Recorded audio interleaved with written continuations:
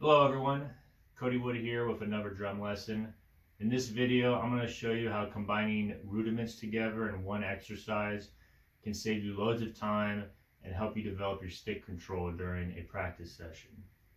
Now, the two rudiments we're going to be combining together are the double stroke roll and the single paradiddle. Now, this warm-up is a personal favorite of mine. I use it a lot before shows. It's a great way to warm up the hands and get your independence going. And this is the actual exercise. Starting with my right hand. 1, 2, 3, 4.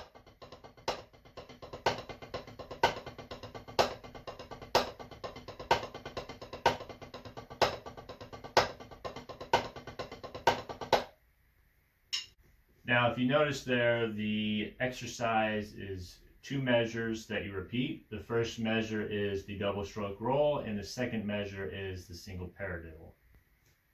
And if you notice too that I accented for both the double stroke roll and the single paradiddle the quarter notes of 2 and 4. Now, and also if you notice when I play the accents, when I'm playing the double stroke roll, the 2 and 4 accents are with my right hand, and when I'm playing the single paradiddle, the 2 and 4 accents are with my left hand. So it's a great way of alternating between both of your hands. Now, how we count this is it's in quarter notes, so 1, 2, 3, 4. But how you specifically count this is as 16th notes. So 1 E and a 2 E and a 3 E and a 4 E and a, as is. 1, 2, 3, 4.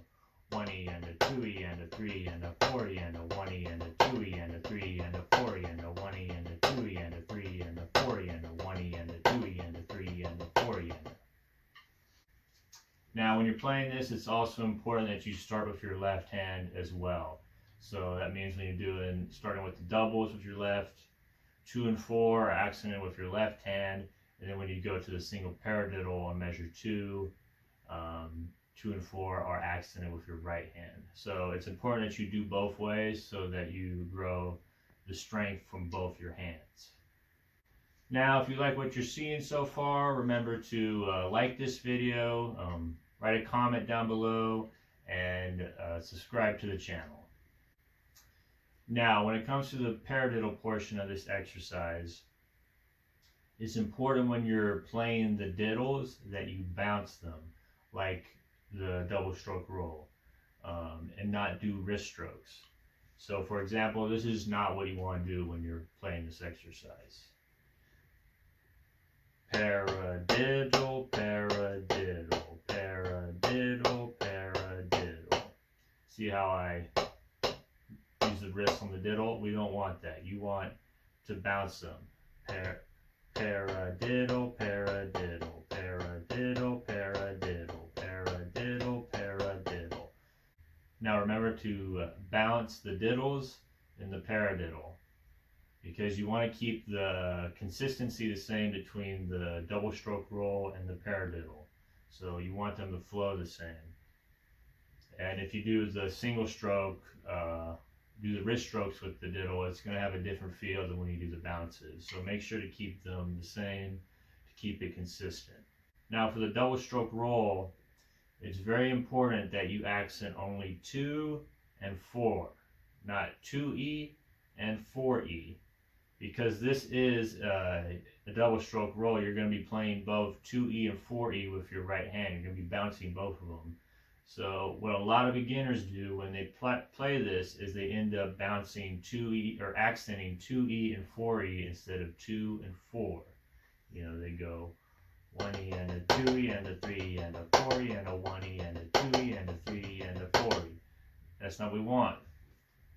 We want 1E and a 2E and a 3E and a 4E and a 1E and a 2E and a 3E and a 4E. We want the 2 and the 4 accented, and the E and the E's for both of those to be normal strokes.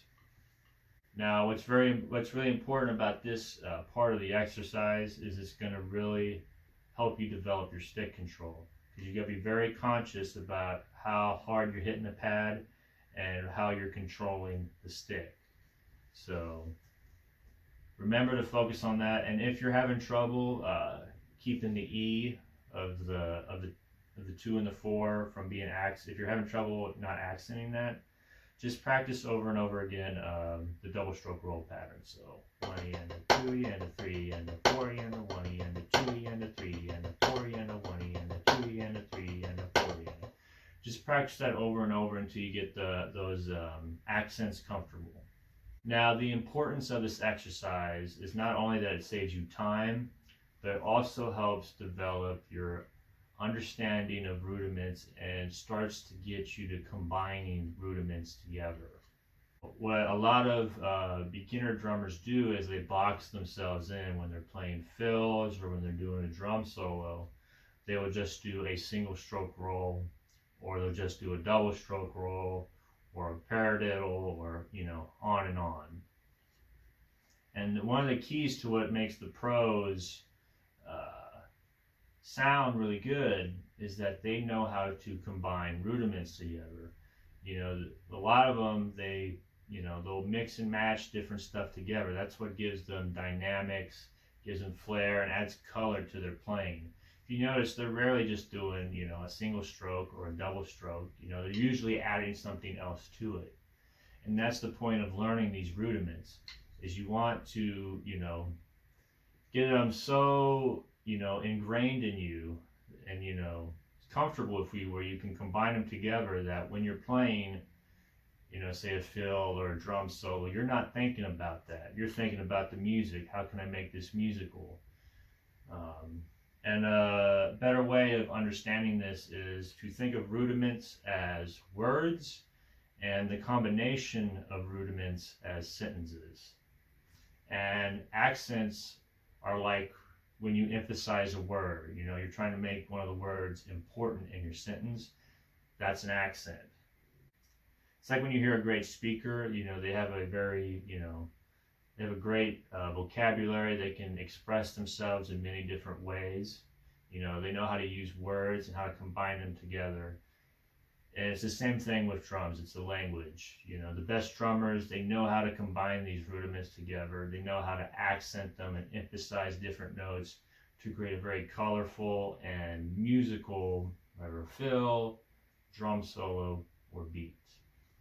Now, if you enjoyed this video, please make sure to check out some of my other videos, including the one on your left, which is a video about how to add accents to your standard single paradiddle, and on your right, a video about getting a better understanding of 16th notes and the different variations you can play them.